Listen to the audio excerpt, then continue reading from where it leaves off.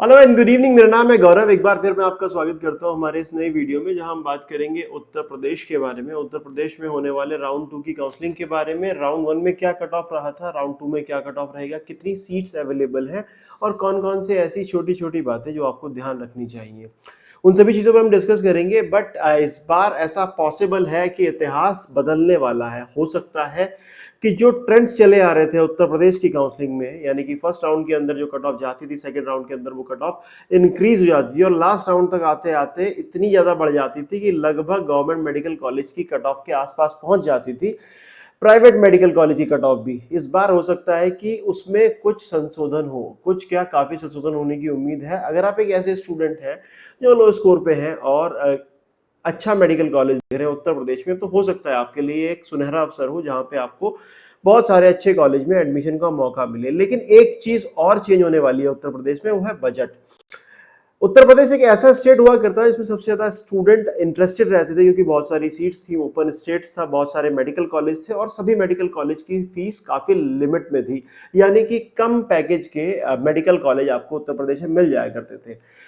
लेकिन पिछले साल 2024 से लेकर 2025 तक अभी तक बहुत सारे मेडिकल कॉलेज की फीस में काफी संशोधन हो चुके हैं और अभी भी जिन मेडिकल कॉलेज की फीस नहीं बढ़ी है वो कोर्ट में अपनी रिट पिटीशन डाल चुके हैं और वो चाहते हैं कि हर हाल में उनके कॉलेज की फीस रिवाइज हो। यही चीजों को लेके कहीं ना कहीं इस बार थोड़ा सा इंटरेस्ट अदर स्टेट से आने वाले बच्चों का कम देखा जा रहा है यूपी में, क्योंकि यूपी में अब कॉलेज जो यूजुअली कह दिया करते थे कि 65-70 लाख में मिल जाएगा, अब वो गणित चेंज होने वाला है और चेंज हो चुका है। क्योंकि जितने भी स्टूडेंट्स हमारे फर्स्ट राउंड में रिपोर्ट किए हैं उनका कहना यह है कि जो रिपोर्टिंग एरियाज हैं जहाँ पे रिपोर्ट करना था, जिन कॉलेज में रिपोर्ट करना था, वहाँ पे ट्रेंड्स थोड़े से डिफरेंट हैं।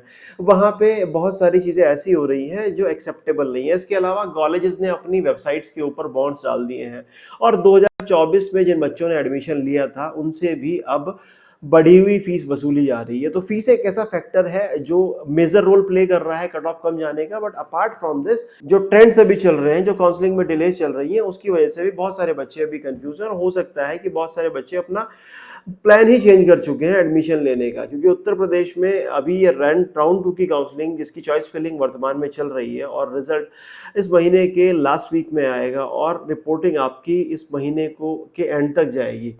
उसी के साथ अगर आप बात करें अदर स्टेट्स की भी, तो सब जगह लगभग सेम ट्रेंड्स हैं। सबसे पहले हम बात करेंगे यूपी डीजीएमई की। और अगर आप यूपी डीजीएमई की बात करेंगे, दो वेबसाइट है जिसके थ्रू आपको सारी इन्फॉर्मेशन मिलती है, एक तो यूपी डीजीएमई और एक यूपी नेट। आपकी काउंसलिंग यूपी नेट के थ्रू होती है, लेकिन यूपी डीजीएमई पे भी आपको सारी प्रॉपर इन्फॉर्मेशन मिलती है, क्योंकि यूपी डीजीएमई वो बॉडी है जो सारी चीजें मैनेज करती है। यहाँ पे वेबसाइट है आपके सामने,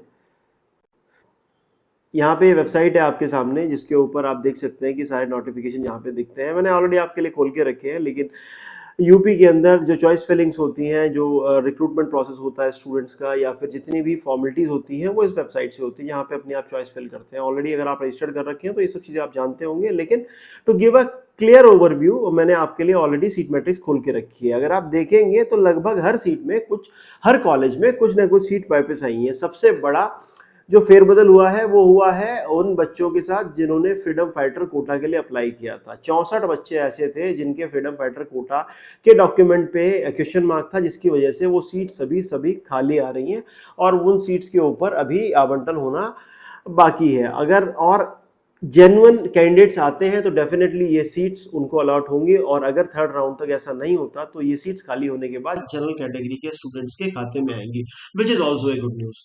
अब ये सीट मैट्रिक्स आप देख लेंगे, लेकिन मैं आपको एक टेबल के थ्रू बता देता हूँ कितनी सीट्स आपके पास अवेलेबल है। अगर आप बात करेंगे टोटल सीट जो अवेलेबल है गवर्नमेंट मेडिकल कॉलेज में, यू आर अनरिजर्व कैटेगरी की 274 सीट्स अवेलेबल है, ओबीसी कैटेगरी की 95 सीट्स अवेलेबल है, ईडब्ल्यूएस की ऑलमोस्ट 27 सीट्स अवेलेबल है, एससी कैटेगरी की 93 और एसटी की 11। एसटी की सीट्स वाकई में कम है और उनकी कट ऑफ भी सबसे ज्यादा जाती है, यानी कि सबसे ज्यादा रैंक पे एसटी बच्चों को, क्योंकि बहुत कम संख्या में बच्चे होते हैं जो अप्लाई करते हैं।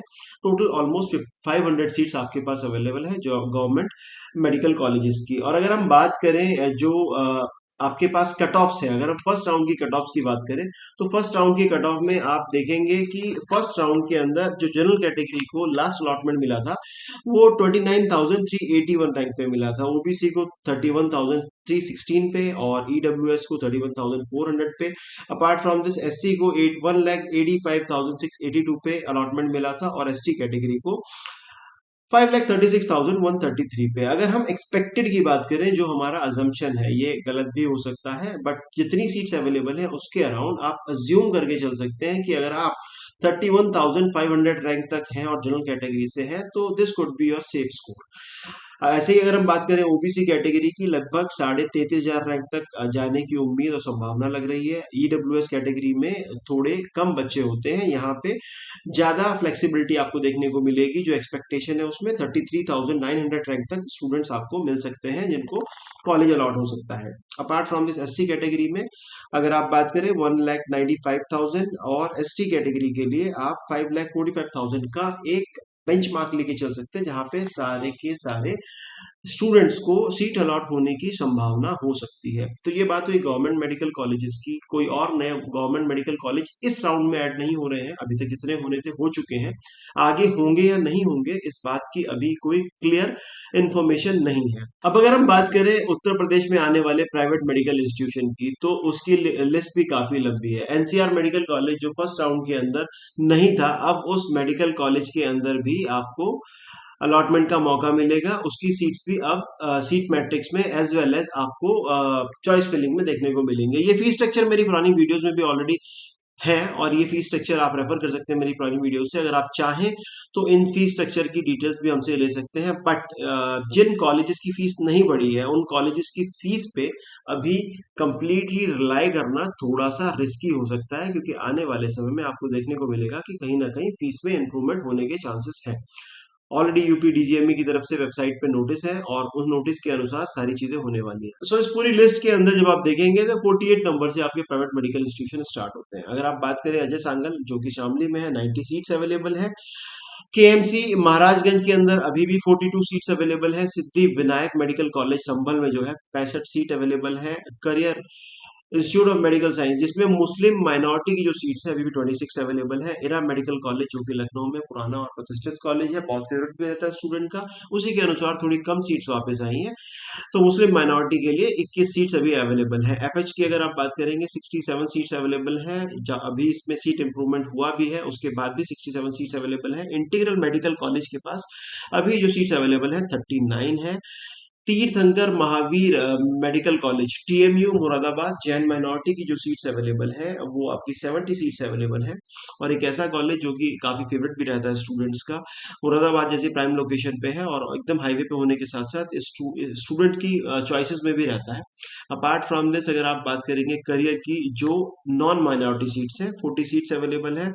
इरा मेडिकल कॉलेज की आपके पास 30 सीट्स अवेलेबल है। अगर आप बात करेंगे एफएच की, एफएच आगरा की, मैंने बताया था सीट्स बढ़ गई हैं। इसके बाद नॉन माइनॉरिटी सीट्स जो है आपके पास 101 अवेलेबल है। जीएस हापुड़ में आपकी जो सीट्स अवेलेबल हैं अभी 81 है। हेरिटेज के पास 27 सीट अभी भी बाकी हैं।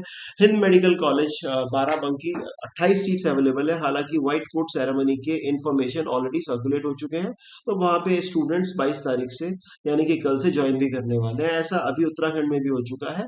Already Himalayan institute of medical science ने अपने स्टूडेंट्स को बुलाया है ताकि वो अपनी व्हाइट जो है क्लासेस स्टार्ट कर सकें। और क्लासेस का प्रोसेस अब स्टार्ट कर रहे हैं कुछ कॉलेज जहां पे रिपोर्टिंग 50% से ज्यादा हुई है। अपार्ट फ्रॉम दिस हिंद का दूसरा कैंपस सीतापुर 47 सीट्स अवेलेबल है। इंटीग्रल में नॉन माइनॉरिटी सीट्स की अगर आप बात करेंगे 59 अवेलेबल है। Kanti Devi medical college and hospital research centre Mathura, K D Mathura के नाम से जाना जाता है, 65 सीट्स अवेलेबल है।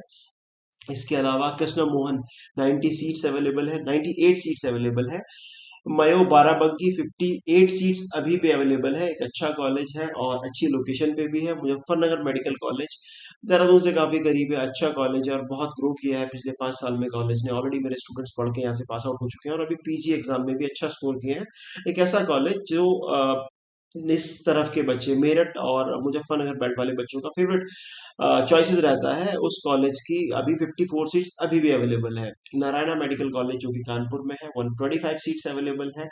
नेशनल कैपिटल रिजर्व जो सेकंड राउंड में ही पार्टिसिपेट कर पा रहा है, फर्स्ट राउंड में इनको मान्यता नहीं मिली थी, 150 सीट यहाँ पे भी अवेलेबल है। Noida institute of medical sciences greater Noida में है, अपनी लोकेशन की वजह से फेवरेट रहता है।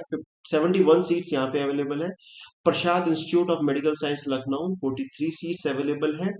और इसके अलावा राजश्री, काफी फीस बढ़ी थी और उस फीस बढ़ने का असर इनकी अलॉटमेंट पे भी देखा जा रहा है। 129 सीट्स अवेलेबल है।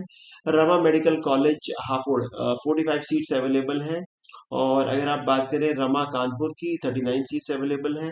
और रोहिलखंड मेडिकल कॉलेज 116 सीट अभी भी अवेलेबल है। एक अच्छा कॉलेज बरेली के अंदर सरस्वती हापुड़, ऑलरेडी हापुड़ के कॉलेजेस में बहुत सारी चीजें चल रही हैं, बट स्टिल अच्छा अलॉटमेंट होने के बाद जो सीट अभी बची हुई है, थोड़ी 47 सीट्स अवेलेबल है। सरस्वती उन्नाव के अंदर भी सेम ग्रुप का दूसरा कॉलेज, 40 सीट्स अवेलेबल हैं। इसके अलावा school of medical sciences Sharda, ये एक ऐसा कॉलेज है जो स्टूडेंट की फर्स्ट चॉइस रहता था और बहुत सरप्राइजिंग है, फीस बढ़ने के बाद 123 सीट्स अभी भी खाली आ रही है। बट फीस बढ़ना ही केवल एक रीजन नहीं है इस कॉलेज की सीट का। अभी भी कॉलेज की इच्छा, और कॉलेज ये चाहता है कि उज्जैन माइनॉरिटी में आए, वो मान के चल रहे हैं कि उज्जैन माइनॉरिटी में है और आने वाले समय में फीस और रिवाइज हो सकती है। इस तरह का अमाउंट बच्चों से भरा जा रहा है। वही रीजन भी है कि बहुत सारे स्टूडेंट अभी भी हिचकिचा रहे हैं इस कॉलेज को ज्वाइन करने। 123 सीट अवेलेबल है। अगर आप भी जाना चाहते हैं इस कॉलेज में तो डेफिनेटली आपको बहुत क्लियर रहना पड़ेगा कि आप जो फीस कॉलेज कोट कर रहा है वो फीस अफोर्ड कर सकते हैं या नहीं, क्योंकि ये एक ऐसा राउंड है जिसमें अगर आप कोई सीट अलॉट होती है तो आपको वहां पे रिपोर्ट करना पड़ेगा, अदरवाइज आपकी सिक्योरिटी फोरफिट हो जाएगी। इसके अलावा Shri Gorakhnath medical college and hospital research centre Sonbhadra Gorakhpur, Gorakhnath ji मठ का कॉलेज, ये 58 सीट्स अवेलेबल है। यहाँ पे भी सीट इंक्रीमेंट हुआ था। एसकेएस मथुरा 3 साल पुराना कॉलेज है, तीसरा बैच है यहाँ पे जो स्टार्ट होगा इस बार, 80 सीट्स अवेलेबल है। Apart from this SRMS Bareilly same, अब बहुत फीस बढ़ने के बाद वो इम्पैक्ट यहाँ पे देखा जा सकता है। 138 सीट्स अवेलेबल है। Apart from this SRMS Bareilly के बारे में जितनी अच्छी बातें हैं, उसके अलावा कुछ और पॉइंट्स भी हैं जो स्टूडेंट पॉइंट आउट करते हैं, जैसे कि वहाँ के डिसिप्लिनरी रूल्स को लेके हैं, जहाँ पे बहुत ज्यादा फाइन वसूला जाता है अगर आप डिसिप्लिनरी एक्ट्स में पाए जाते हैं, नॉन किसी भी डिसिप्लिन को अगर आप ब्रेक करते हैं, जैसे कि मोबाइल्स अलाउड नहीं है क्लासेस में, या अटेंडेंस को लेके, या फिर हॉस्टल्स को लेके बहुत सारे रूल्स हैं, तो वो इम्पैक्ट कहीं ना कहीं इनकी सीट अलॉटमेंट पे देखा जा रहा है। 138 सीट्स अवेलेबल है यहाँ पे अभी भी। सुभारती मेडिकल कॉलेज मेरठ, इस बार बुद्ध माइनॉरिटी नहीं मिला है लेकिन अलॉटमेंट अच्छा हुआ है कॉलेज के अंदर। 64 सीट्स अभी भी आपके पास अवेलेबल है। टीएस मिश्रा, 133 सीट्स अवेलेबल है। तीर्थंकर मुरादाबाद, जो नॉन माइनॉरिटी यानी कि नॉन जैन स्टूडेंट्स हैं उनके लिए 57 सीट्स अवेलेबल है। यूनाइटेड प्रयागराज, 34 सीट्स अवेलेबल है। फीस कम होने की वजह से जिन कॉलेजेस की फीस कम है, डेफिनेटली वहां पे बच्चों ने रिपोर्टिंग की है, बट अभी भी संशय ये है कि क्या फीस बढ़ेगी और कितनी बढ़ेगी। तो ये एक बहुत बड़ा क्वेश्चन है जिसका आंसर किसी के पास भी नहीं है, बट डेफिनेटली आपको थोड़ा सा फ्लेक्सिबिलिटी अपने बजट में इस बार उत्तर प्रदेश में देखने को मिलेगी, और सबसे बड़ा रीजन यही है जिसकी वजह से इस बार इतना कम रिपोर्टिंग आपको देखने को मिल रहा है। वरुण अर्जुन, 67 सीट्स अवेलेबल है। Venkateshwara institute of medical science Gajraula, 44 seat यहाँ पे भी अवेलेबल है। और then VS Kushwaha, 30 seats available है। तो ये सब वो मेडिकल कॉलेजेस हैं जहां पे अभी आपके पास अवेलेबल है सीट्स। इन सीट्स का अगर टोटल आप करेंगे तो लगभग 2700 सीट्स आपके पास यहाँ पे अवेलेबल है। Apart from this government medical college की 500 सीट अवेलेबल है, तो मोर देन 3200 सीट्स पे अलॉटमेंट होना है राउंड 2 में। अगर आप बात करेंगे मेरिट लिस्ट की, तो जो स्टूडेंट इस बार सेकेंड राउंड में इन्वॉल्व हुए हैं उनकी संख्या कंपैरेटिवली काफी कम है, सिर्फ 1550 बच्चे बढ़े हैं। जिनमें भी जो बच्चे बड़े हैं वो बच्चे भी डेफिनेटली केवल प्राइवेट मेडिकल कॉलेज के लिए हैं, उसमें से बहुत ज्यादा ऐसे स्टूडेंट हैं जो 200 से 300 के बीच में स्कोर कर रहे हैं। तो आपको समझना ये पड़ेगा कि गवर्नमेंट मेडिकल कॉलेज में बहुत ज्यादा फेरबदल होने की गुंजाइश नहीं लग रही है, लेकिन प्राइवेट मेडिकल इंस्टीट्यूशन में क्योंकि फीस बड़ा है और जो काउंसलिंग के ट्रेंड्स हैं और जो कॉलेज का रवैया है स्टूडेंट्स की रिपोर्टिंग को लेके, उसकी वजह से बहुत हद तक चांसेस है कि कट ऑफ कम जाए, काफी कम जाए, बट ऐसा नहीं होने वाला है कि जस्ट क्वालिफाइड स्टूडेंट को या फिर एक ऐसे स्टूडेंट को जो 200 के आसपास है उसको भी सीट आउट हो जाए। ये बात मैं इसलिए कह रहा हूं क्योंकि जब ये नई इन्फॉर्मेशन स्प्रेड होने लगती है और लो कट ऑफ की सीट्स की वीडियोस बनने लगती हैं तो एक नया तबका कंसल्टेंट्स का है जो निकल के आ जाता है और हमेशा स्टूडेंट को कन्विंस करने के चक्कर में लगा रहता है कि हम आपको सीट अलॉट करवा देंगे। अगर आपको अलॉटमेंट मिलेगा तो अपनी रैंक पे मिलेगा, इसके अलावा कोई भी ऐसा प्रावधान नहीं है जहां पे आप एक ज्यादा नंबर वाले स्टूडेंट को सीट ना मिले और आपको, अगर आपके कम नंबर है, आपको सीट मिल जाए। तो काउंसलिंग करते वक्त या फिर किसी काउंसलर को हायर करते वक्त बहुत सावधान रहिएगा क्योंकि ये राउंड टू ऐसा राउंड है जहां पे अच्छी खासी सिक्योरिटी भी जाती है। 2 लाख रुपए का सिक्योरिटी डिपॉजिट है। अगर आपको कॉलेज अच्छा मिला और आप ज्वाइन करना चाहते हैं तो ही वो कॉलेज भरे, अदरवाइज आपको सिक्योरिटी का लॉस करना पड़ेगा या फिर वो कॉलेज ज्वाइन करना पड़ेगा। इसके अलावा किसी भी तरह की और इन्फॉर्मेशन आप हमसे चाहते हैं तो हमसे कनेक्ट कर सकते हैं हमारे व्हाट्सएप नंबर पे। और अगर आप नए हैं इस चैनल पे तो जरूर सब्सक्राइब कीजिए क्योंकि आने वाले समय में आपको राउंड 3, राउंड 4 वो सारी कट ऑफ्स और सीट की डिटेल्स यहाँ पे मिलेगी। 100% ऑथेंटिक एंड सटीक इन्फॉर्मेशन हमारे चैनल पे आपको मिलती है।